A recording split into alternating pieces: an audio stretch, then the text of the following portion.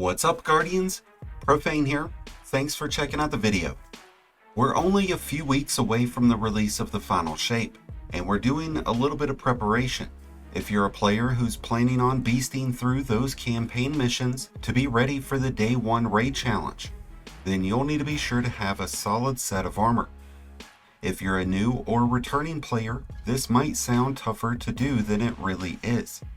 The vendors at the helm are a great source of high stat legendary armor, but you'll need lots and lots of engrams, and there's not a lot of time left in the season. And since we don't know what builds we'll need in the new season and the new activities, it'll be good to have some variety in your armor options. So today we'll be going over an extremely effective and limited time source to get armor that's specifically designed to facilitate fluctuations within the rest of your build. We'll be going over how to farm high stat Artifice armor, along with god rolls of one of the absolute strongest weapons in the game, the Indebted kindness. Artifice armor gives you an extra armor socket to add 3 points to any given stat. For someone who changes subclasses and exotics quite often, I've found it to be a good idea to have a collection of high stat Artifice armor in order to maintain double and triple 100 stat builds. Artifice armor is available through two different means. One is through competitive Crucible, and the other is by completing Master Dungeon encounters. The Grasp of Avarice and Spire of the Watcher both offer encounters that can be completed relatively quickly, providing you with a good source of farming Artifice armor. But you have to wait on these dungeons to be in rotation, whereas the Warlord's Ruin continues to be the featured dungeon, at least as of right now, because it was released this season. This means that each of its encounters can be continuously farmed for loot, and this includes Artifice armor whenever done on Master difficulty, with the opening encounter against Rathil offering helmets, arms, and legs. You have a great chance at getting 3 separate pieces of Artifice armor. And as I said before, this boss also drops one of the most powerful special weapons currently available, the Indebted kindness rocket sidearm. This is an absolute beast, and it can drop with permeability, which lets it change energy types, or Volt Shot, which allows it to jolt targets. It also has the option of Lead from Gold, which I'm a really big fan of because of how well it works when you're running double special loadouts. The Indebted kindness has proven its merit in Onslaught and in Pantheon, and it will surely hold its own when the final shape gets here. But I digress. There's a catch to this opportunity, because it will go away when the final shape is released, because Warlord's Ruin is attached to Lightfall, and it will no longer be the featured dungeon, which means you would have to wait for it to be in rotation, just like the other dungeons, in order to complete its master mode. So while you have a few weeks left, it'll be a good time to grab a few friends and hit up that opening encounter. One big benefit to completing this encounter on Master is that you will get activity modifiers, including surges. This week, for example, it's solar, so there's a lot of strong solar builds and weapons that would all be beneficial. We found it best though to go with Strand Titans, using a mixture of tractor cannon, shotguns with 1-2 punch, and either the Lament or the Parasite. But there's more than one way to skin a cat. So by all means, let me know in the comments down below what your preferred weapon choice is. There will be unstoppable champions that pop up after the first damage phase, so I would recommend having a weapon or an ability to stun them. It'll be in your best interest to take the second damage phase off so that you can focus on those champions, build back up your supers and your ammo, and then finish off the boss on the third phase. Even on Master difficulty, it only takes a few minutes to clear through this encounter, so you'll have a pretty fast and simple farm to get Artifice armor just before the final shape.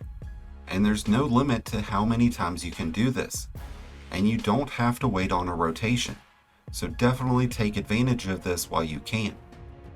Now, if you are just farming for the Indebted kindness, I would recommend doing that on the normal difficulty. You'll have a slightly better drop chance on Master, but you'll be able to complete it much faster on normal, and it's far more possible to do it as a solo player. As you set out to farm Warlord's Ruin, be sure to apply the appropriate ghost mods so that your armor drops will drop with a greater focus towards whichever stat you select. And with that said, I wish you all the best of luck out there through the rest of this season and throughout the final shape.